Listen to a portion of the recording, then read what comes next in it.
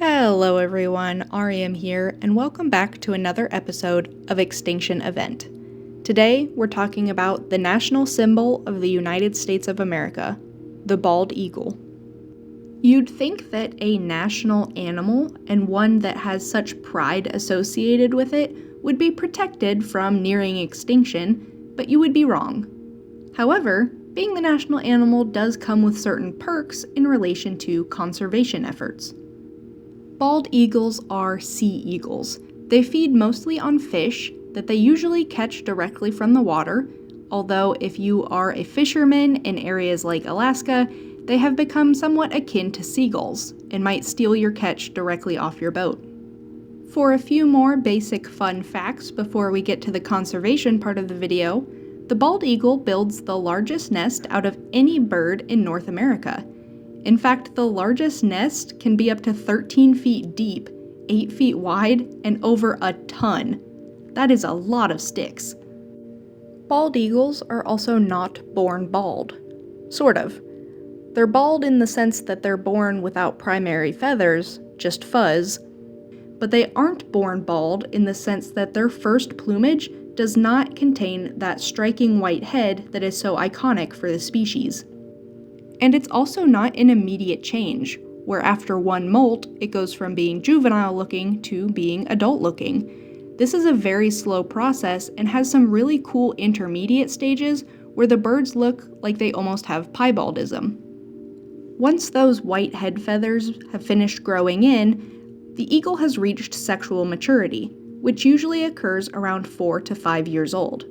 At this point, its wingspan is probably somewhere between 5 feet and 8 feet long, although it should be noted that females are about 25% larger than males, sometimes up to 12 pounds larger. This is fairly common for birds of prey, for the females to be larger than the males, and it's one reason that sometimes people suggest that it might have been the same for dinosaurs. There are very, very few times we can tell the sex of the dinosaur from its fossilized remains, at least right now, so most people believe that the larger a predatory theropod would have been, the more likely it would have been to be female.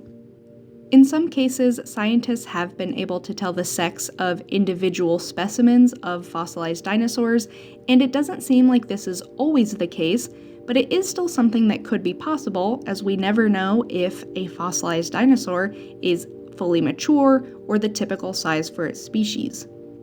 But, as usual, I always get so distracted in these extinction event videos. Let's circle back to the bald eagle and why it almost went extinct. Well, not quite extinct, it was almost extirpated from the United States, which means that the entire population of the United States would have been extinct, but the animal may still have existed in populations in other areas like Canada and northern Mexico. So if the entire global population of bald eagles wasn't at risk of extinction, but the US populations were nearly entirely gone, that must have meant it was a US-centered problem. And in fact, it was. Around the 1950s, a new pesticide was developed and widely used, DDT.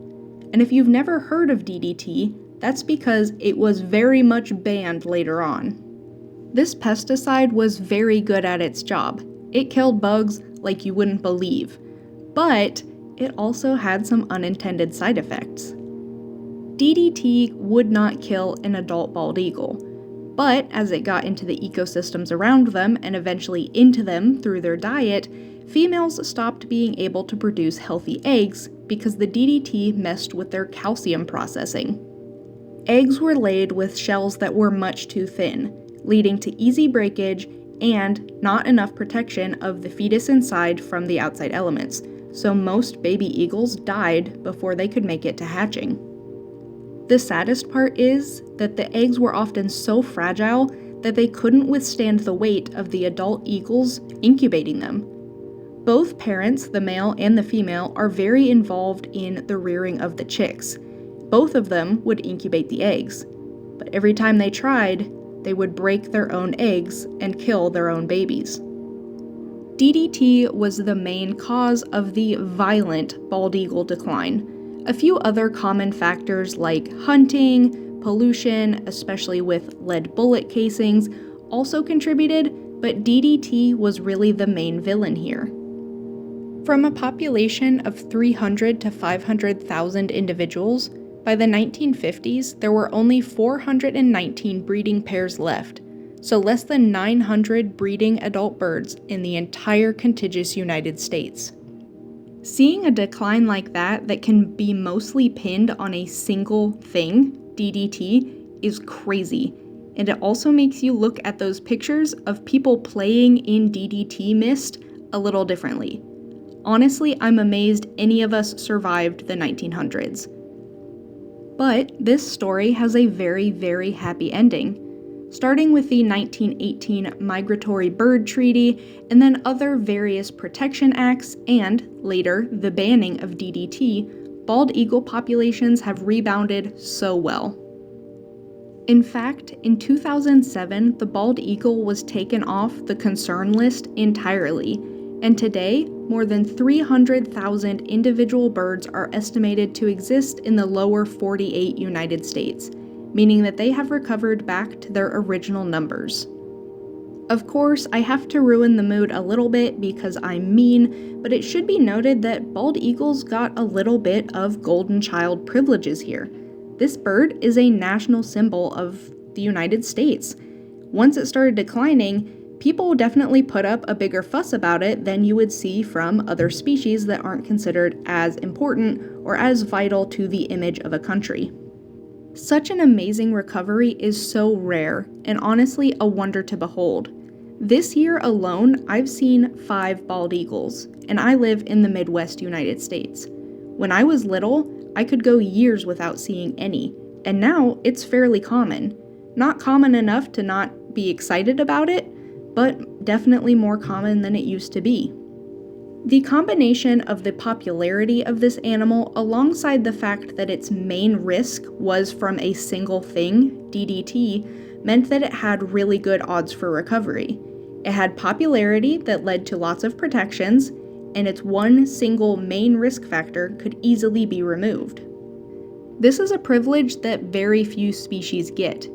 Many endangered species are declining because of complex interwoven problems that cannot be easily solved by banning a single chemical. Beyond that, many species, especially of the bug, fish, or amphibian variety, are not very popular, so they don't have as much attention drawn to them that urge for their conservation.